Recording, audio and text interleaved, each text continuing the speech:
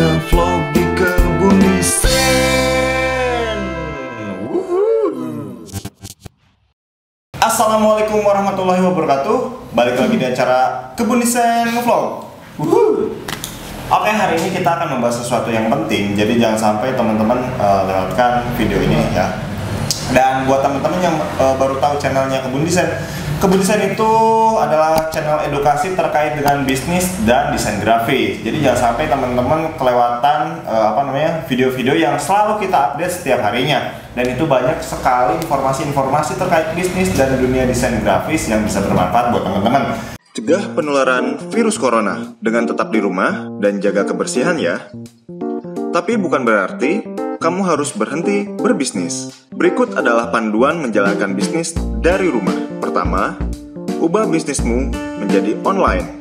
Kedua, untuk yang buka kafe ataupun jualan keliling, kamu bisa membuat fitur delivery. Dan yang ketiga, buat promo secara terus-menerus dan share di sosmed kamu.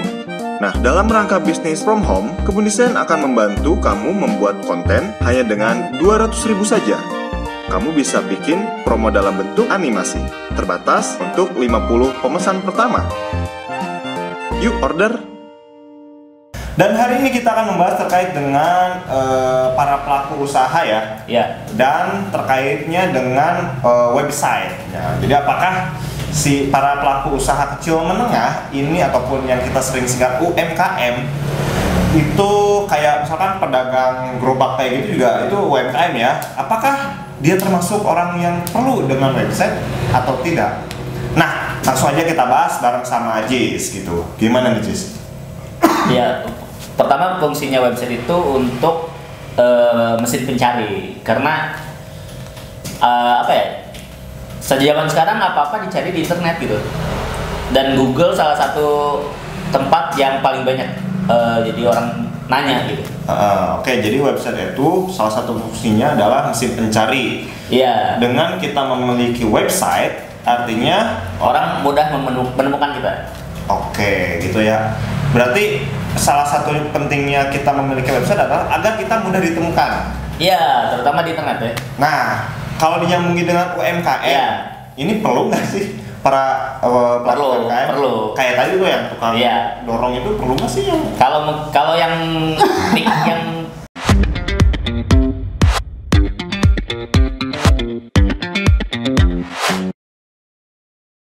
yang dorong juga perlu sebenarnya. Kita bahkan bisa menginfokan misalkan hari ini rutenya kemana aja, rute rute berjalannya nih bisa di tracking mungkin.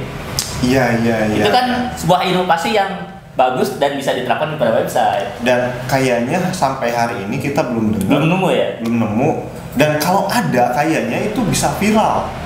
Dan kalau viral tentunya ya laku lah. Laku dan mudah ditemukan orang kan? Iya, betul. Iya. Nah, jadi ini bagus nih buat teman-teman. Tolong sebarin video ini mungkin ke teman-teman yang mungkin ada yang berniat bikin aplikasi ya, bisa ya. Iya, dari kita nih. Iya. Bener-bener. Karena di website itu nanti bisa banyak hal untuk diulik ya. Iya, misalkan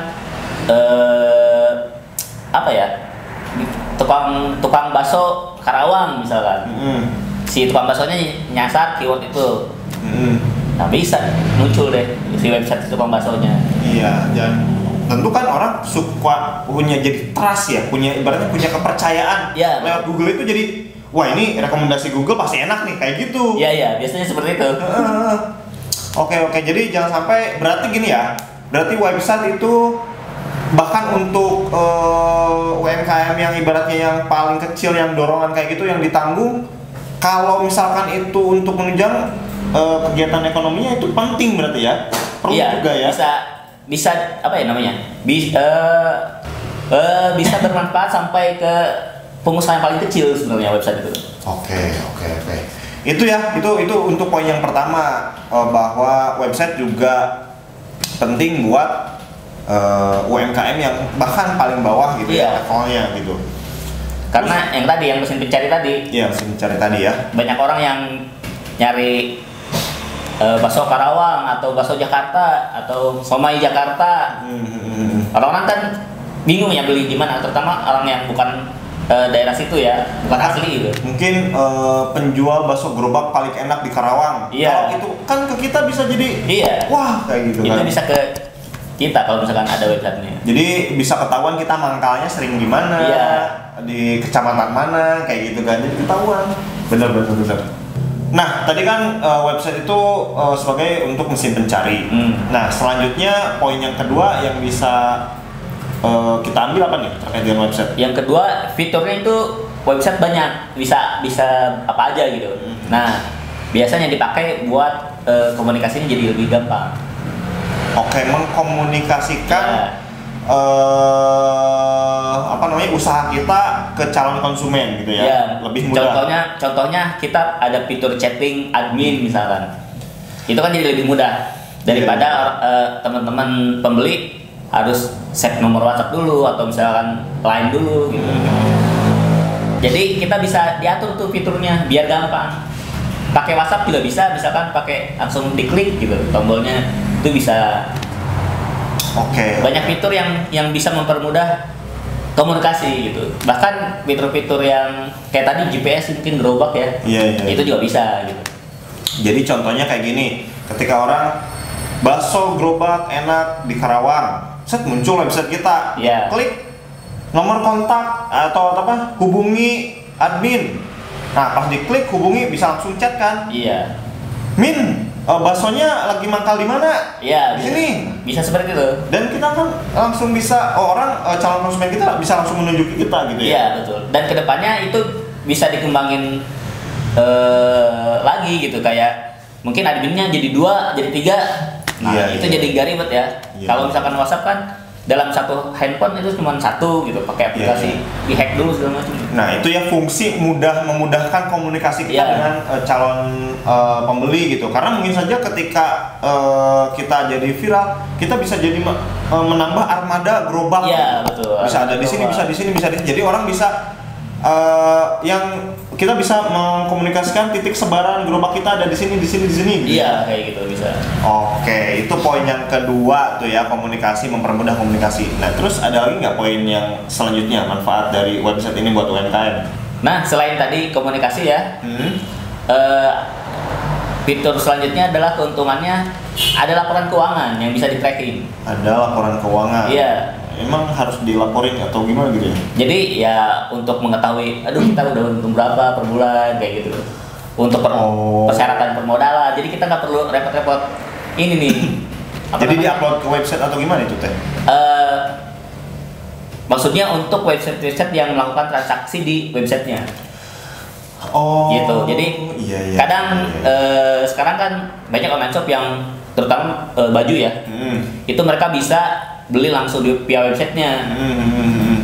Jadi ada keranjangnya gitu loh, kayak e-commerce lah, kayak Tokopedia dia gitu. Jadi kalau misalkan ada yang melakukan pemesanan lewat website, kita jadi tahu tuh datanya ada kan? Datanya ada. Jadi nggak perlu pusing-pusing mikirin lagi. Jadi pas pencatatan itu dia tinggal ini kita untung segini, terjual segitu, kemana saja tahu gitu ya. Dan laporan-laporan ini sebenarnya penting untuk kayak tadi persyaratan permodalan gitu. Terus banyaklah kegunaannya gitu. Oke, itu berguna banget ya untuk yang merinci lah. Jadi data itu database itu kita jadi tahu buat bahan evaluasi biar bisa lebih berkembang lagi. Nah selain itu masih ada nggak poin manfaat dari website ini buat UMKM? Masih ada. Oke, masih ada nih. Apalagi nih? Ini banyak banget manfaatnya. Karena website kan memang ini ya bisa dimacem-macemin sebenarnya website. Jadi banyak manfaatnya. Manfaat yang selanjutnya adalah infonya bisa dibikin lebih lengkap di website. Lebih lengkap di website. Contoh. Mungkin kalau misalnya di Instagram kita cuma terbatas di katalog gitu ya. Kalau kita bikin website sendiri, bisa katalog, bisa bikin artikel, bisa nampilin video di websitenya gitu. Oke. Jadi kumpulan informasi bisa, jadi di website itu menjadi kumpulan informasi yang dimana tentu saja itu merupakan bisnis kita. Jadi lengkap. Jadi lengkap. Orang jadi gampang. alamatnya ini ada gitu, kontaknya ada, katalognya ada, produknya ada gitu. Bener sih, bener. Ya, jadi lebih mudah aja gitu. Ya, jadi semakin trust juga ya, mungkin alamatnya ini, kita nomor kontaknya ada, wajah ownernya mungkin dipampang gitu. Iya, kadang ada juga yang gitu, yang tim-timnya tuh ada foto-fotonya, itu kan lebih percaya ya, ada orangnya. Kalau dituntut bisa itu. Iya. Jadi kan, enggak, kalau misalkan orang ini nipu, ya dia rugi dong bisnisnya gitu kan, dan sayang sekali pasti kan gitu. Dia udah besar gitu, jadi makanya pasti jadi semakin terpercaya lah gitu. Selanjutnya apalagi, masih ada atau enggak? Itu kan udah poin keempat ya. tuh. Ada masih ya, ada? yang terakhir paling ya jadi lebih terpercaya aja. Oh iya. Ya. Karena wah ini udah ada website ini, jadi bukan abal-abal lah, nggak bisa kabur sembarangan gitu. Oke. Jadi mungkin terlihat juga profesional ya. Jadi ya pokoknya. Dan katanya sih apa ya, 70% transaksi online dikarenakan kita percaya pada penjualnya gitu. Iya sih. Iya. Aku juga kalau beli online ngeliat dulu ya. Ngeliat dulu, ini banyak transaksi, kemudian pas nanya dia fast respon, jawabannya enak gitu. Terus oh ini ramah gitu ya, terpercaya banget sih kayaknya gitu ya. Oke deh, aku percaya, langsung aja, nggak panjang lebar gitu. Terus deskripsinya jelas gitu. Pas aku baca ini rule-nya seperti apa dan sebagainya ya. Oke. Jadi itu ya kesimpulan yang bisa kita dapat, bahwa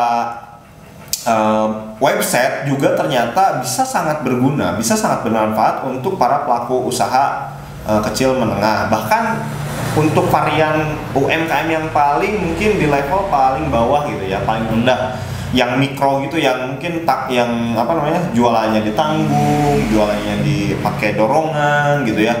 Ternyata itu bisa juga bermanfaat. Jadi ya kita merogoh kocek sedikit buat menambah pemasukan untuk usaha kita, ya kenapa tidak ya, karena harga website itu kalau misalkan teman-teman ingin bikin itu harganya varian banget di pasar itu. Mulai ada yang murah sampai sedang sampai yang mahal banget ada gitu. Dan kalau misalkan teman-teman tertarik pengen kita bikinin, bisa ya tanya-tanya dulu dulu aja bisa. Oke, sampai di sini saja perjumpaan kita, dan semoga bermanfaat. Silahkan di-share kalau dirasa banyak berguna ya. Dan sampai jumpa di episode selanjutnya. Bye bye.